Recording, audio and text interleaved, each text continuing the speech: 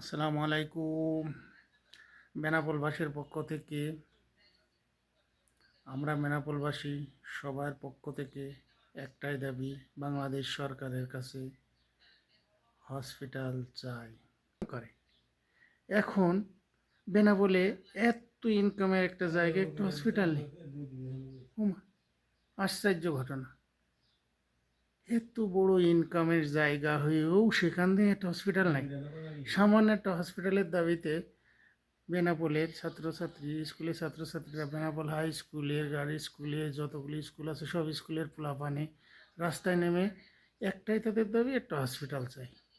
মহামারী তো সরকারের কাছে কিছু চাই না, কেননা বেনাপোল এখানে একটা ইনকামের জায়গা, বড় একটা ইনকামের জায়গা। ওলা এত বড় একটা ইনকামের জায়গায় অথচ সরকার একটা হসপিটাল দিতে গড়িমসি করে। But Y?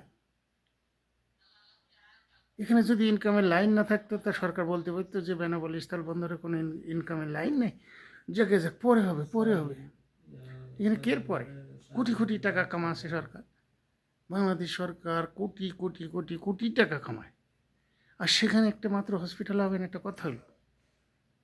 আর এই হসপিটাল মুখের কথাই তো আসার কথা, কিন্তু কেন আন্দোলনে নামতে? আন্দোলন কুইরিয়ে কুইরিয়ে কুইরিয়ে পোলাপান রাস্তায় এমনি এমনি গাড়ি আটকে দিয়ে বাংলাদেশে প্রতিদিন শত শত গাড়ি স্থলবন্দরে মাল লোড আনলোড হয়। এখানে হাজার হাজার শ্রমিক কাজ করে।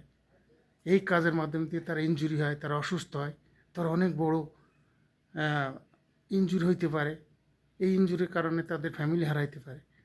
তাদের ট্রিটমেন্টের জন্য একটা ভালো হসপিটাল তো সরকার নিজে থেকে দিতে পারে। চাইতে হয় এগুলি সরকারের বলা লাগে, এগুলি চাইতে হয় যে আমাদের বেনাপোলে কোনো মন্ত্রী মিনিস্টার কেউ নাই, যার কারণে আমাদের বেনাপোলে কোনো কিছু উন্নয়নমূলক কোনো কিছু হবে না। বড় কিছু অন্য অন্য জায়গায় দেখো, ওই যে কুমিল্লা এদিক ওদিক হাবি জুবি কনে এদিক ওদিক বড় বড় বিশ্ববিদ্যালয়, বড় বড় মেডিকেল কলেজ।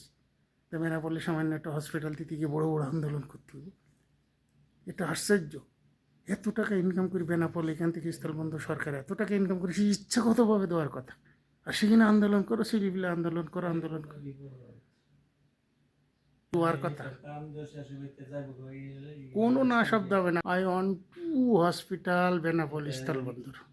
সেই রেল লাইনের ধারে মেঘপাতার পাড়ে দাঁড়িয়ে মধ্য বয়সে নারী এখনো রয়েছে হাত বাড়িয়ে।